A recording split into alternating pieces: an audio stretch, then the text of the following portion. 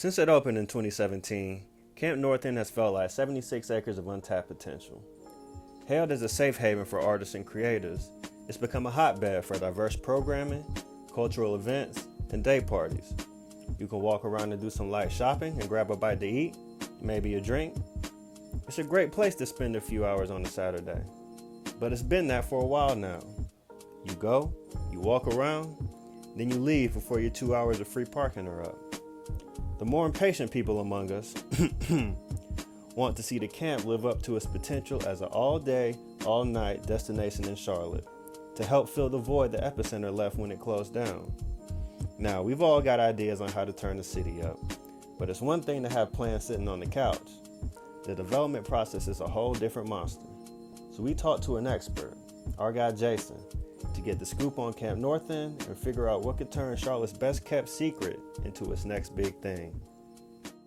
That being said, though, I do think truly now Camp North End is on a precipice of getting to that next step of where it needs to be. I think you have Tipsy Pickle as an anchor. You have these apartment buildings as another anchor. You know, there's a record shop, there's a bunch of art galleries now, and there's clothing stores and a hat store, and there's a couple cocktail bars now, and there's Hex Coffee and Free Range. I think there's getting to be a point where there are a lot of things to do, and the hours are starting to be a little more consistent of when this is open, when that's open. So I really do think it's on a cultural, or on a precipice of being a cultural space.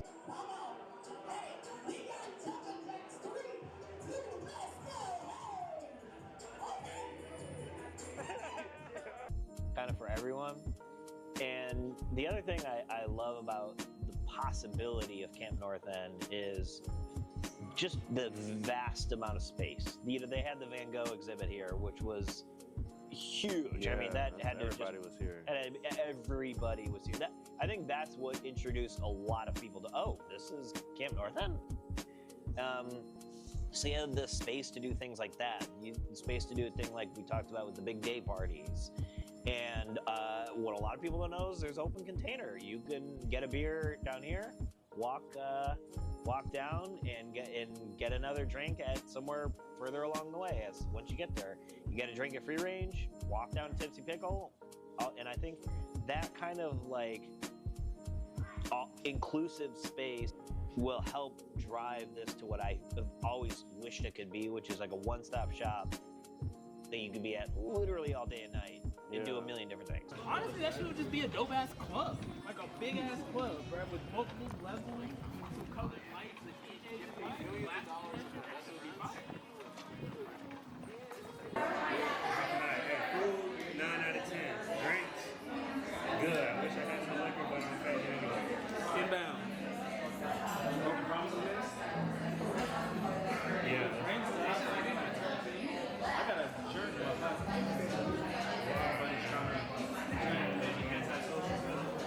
You're 30. Get it over. I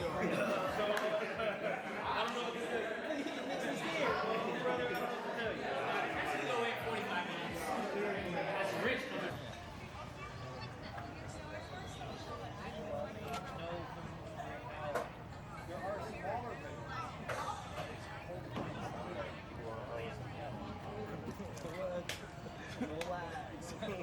How many hoes are you gonna talk tonight? 0. I've given up. It screams dive bar. Right, there should be a little spot in the tuck where you can go to. Yeah. You ever heard of this spot?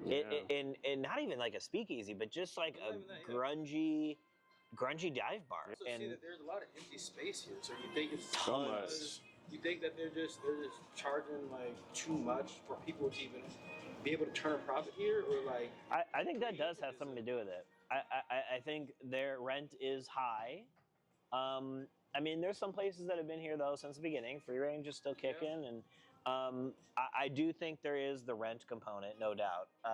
At the end of the day, it is owned by a huge company that at the end of the day has to make a profit, and they bought all of this. I don't know, to be honest with you, what's holding it back from leasing out more.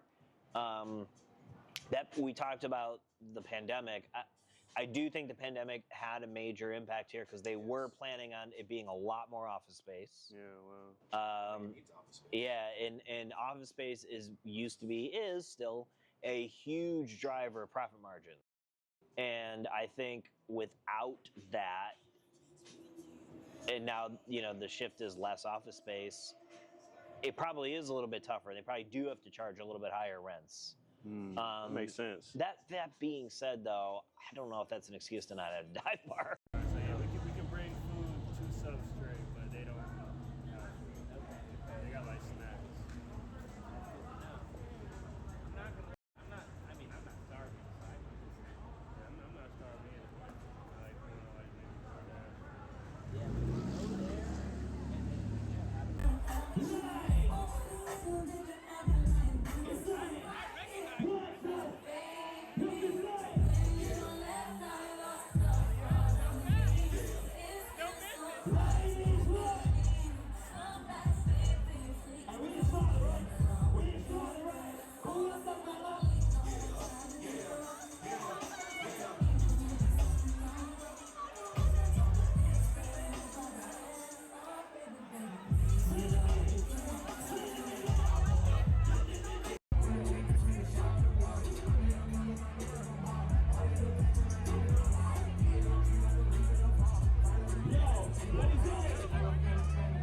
Charlotte is so picky and yet also very finicky, but it's also very new and shiny.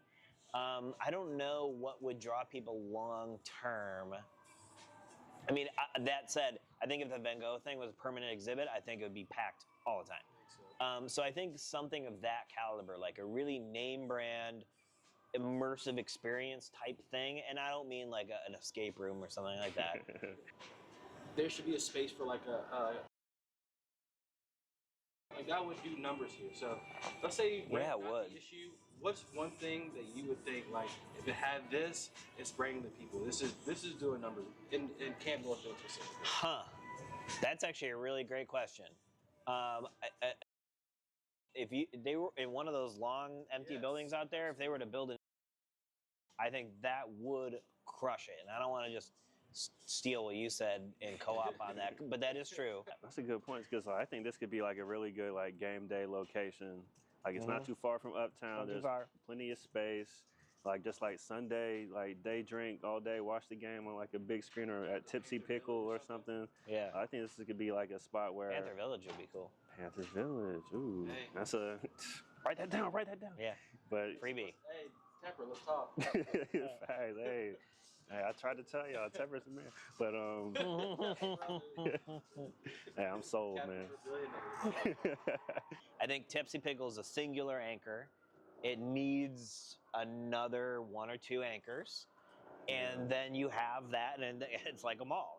You have the anchors that bring people in, and then you go to the bookstore and the record shop, free range, and all the other things. It's a good way to think about it. I think It would make sense to be on some like clothing shit, but there should be a lot of clothing stores instead of just like those few little like vintage type shit, you know? You know how Optimus Hall has like stalls and like Yeah, they could easily separate that up to like 50 spaces if they really want to. Yeah. But it's a lot of like in there coming. You know what I'm saying? yeah. Other than this place, I come here and I go. Yeah, what's business been like since you've been here? Pretty good. Yeah? Are y'all open late? Y'all open late? See, I wish we were, man. I feel like that'd be like a good. Yeah. But that's what we were talking about. There's nothing open late at Camp North End yet. I don't know if they're allowed to or not. Though. Is that like a Camp North End thing, or I don't know. I think they are. I don't think that they think that there's demand for it. So it's because what time do you close on weekends? 11. 11 o'clock. Yeah. Yeah. Weekdays it's 9 o'clock. So, but if you had like a DJ in here on the weekend or something after like 10 or Yeah. stay until 2. Thanks, hey. Nice. There's really like diverse ownership out here too. Like I know Super diverse ownership. Hex and the halal spot. Yeah. I'm assuming the egg roll company. Yeah. That's Yeah. a food stall over there. Yeah, there it is. Lloyd a Studios. ridiculous, ridiculously diverse ownership group, Yeah. and I think as much as ATCO, who owns it, is like $1 billion company, I will applaud them. They do give a lot of aspiring business owners in that aren't white opportunities to own their own space. Where's the marketing at, man? It's right here. I think for me, it's not a marketing thing as much as it's a word of mouth thing. Everyone knows about Camp That North End counts at this more. point. Yeah, that counts more. They just need, well, I guess it is marketing, but they need people to know it's not the same Camp North End it was 5 years ago. Yeah. Yeah, true. Because like whenever this place opened, like all the like influencers came through and like, Yeah. yeah, come to Tasty Pickle. That's the only place.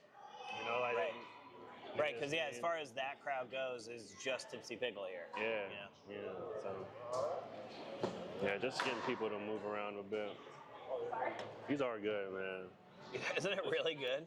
It's delicious. Isn't it so good? White Claw's done. No. Yeah, these are my new favorite thing. They're so good. White Claw's always gonna feel me, but They are a little more expensive because it has vodka in it, you know? Yeah. But damn, they're good.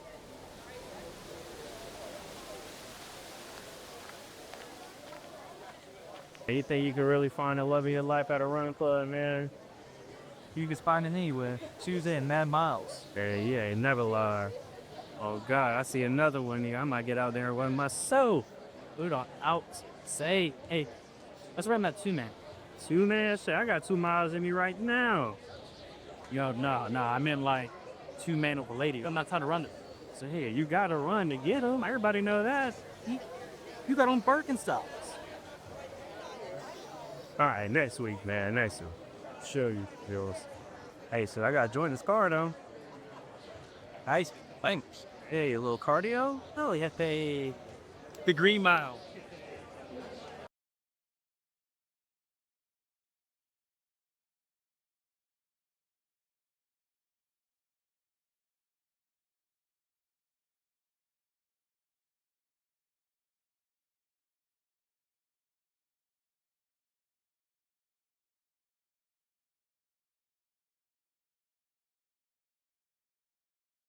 Trust the runners. You might give me a hand? And if you're not willing to do it, then you gotta get surprised. I'm not willing to do 26, so I'm like, hey, y'all got it. You can call yourself whatever the fuck you want. Running for fun doesn't make you an air. Regardless. Well, downhill. J.K. Rowling. Completely different lanes and